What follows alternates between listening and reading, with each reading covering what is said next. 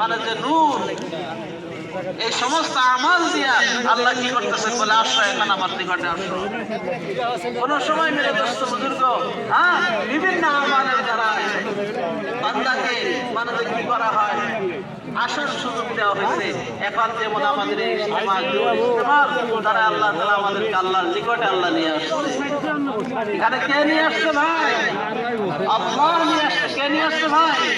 আল্লাহ নিয়ে আসছে। এটা কার ময়দান?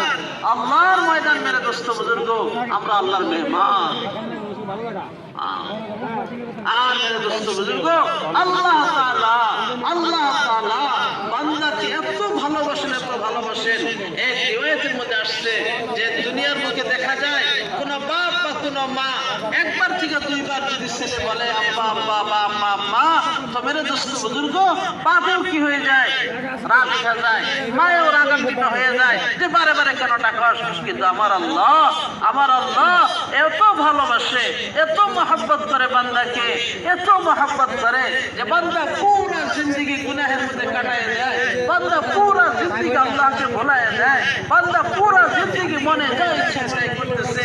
কিন্তু যদি কোনো সময় বলে ইয়া আল্লাহ, সঙ্গে সঙ্গে আল্লাহ বলে লাব্বাইকা ইয়া আব্দি, লাব্বাইকা ইয়া আব্দি।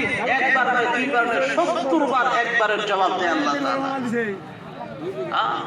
আল্লাহ এমন মহব্বত করনেওয়ালা, এমন ভালোবাসনেওয়ালা মেরে দোস্ত বুজুর্গ।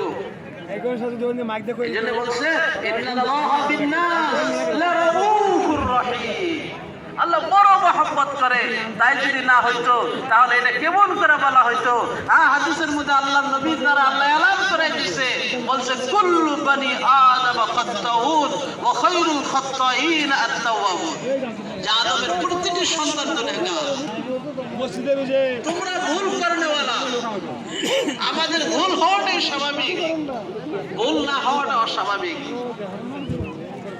আদমের সন্তানের ভুল হবে, কিন্তু সব থেকে ভালো ভুল করনেওয়ালা, সব থেকে ভালো গুনাহগার ওই গুনাহগার যে গুনাহের পরে কি করে? তওবা করে। তওবা করনেওয়ালা সব থেকে উত্তম গুনাহগার।